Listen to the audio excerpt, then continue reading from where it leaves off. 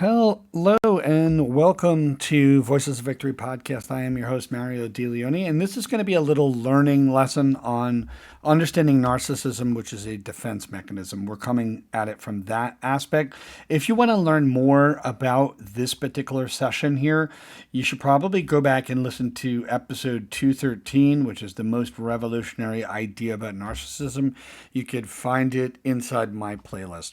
So this is an interactive tool that I created. It's going to help illustrate how narcissism can be understood as a defense mechanism against deep-seated feelings of inadequacy. So we can explore how internal self-worth and external validation affect a confident person versus a narcissist.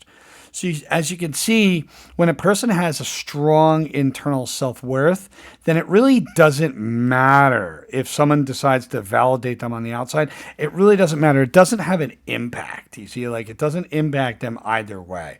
There's no real major impact with that because what we can understand is true self-worth is internal.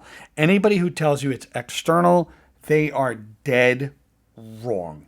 And if you do the science and you do the research like I have, you'll come to learn that yourself. Don't listen to me. Do the research yourself.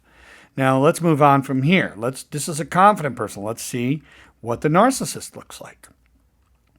The narcissist, a narcissist in this model, they struggle with a low internal sense of worth, despite any outward appearance of confidence. In other words, they put on a facade of confidence, right? This confidence is the facade, a defense mechanism. It's highly dependent on external validation to mask deep feelings of inadequacy. So what were to happen if we just increase the internal self-worth, right? This is not a narcissist. The model assumes that narcissism stems from lower internal self-worth. So the self-worth is low and external validation is there. And you can see they're extremely unhappy. So they're reliant on 100% external validation. That's what that's all about. And you can see there's a deep-seated inadequacy or low ISW. That leads to despondency regardless of external validation. So the key takeaway from this is that true narcissism is rooted in a profound lack of self-worth, making the individual extremely vulnerable and dependent on external sources of validation. The outward grandiosity or arrogance is a defense mechanism. It's to protect their very fragile inner self, their fragile inner ego. So this model is a simplified representation for just educational purposes only. That's what this is for here, right? What a nice way of putting it here. You can understand the principles. So you could see that what a lot of people are doing, is they're not really looking at the narcissist as through the eyes of compassion.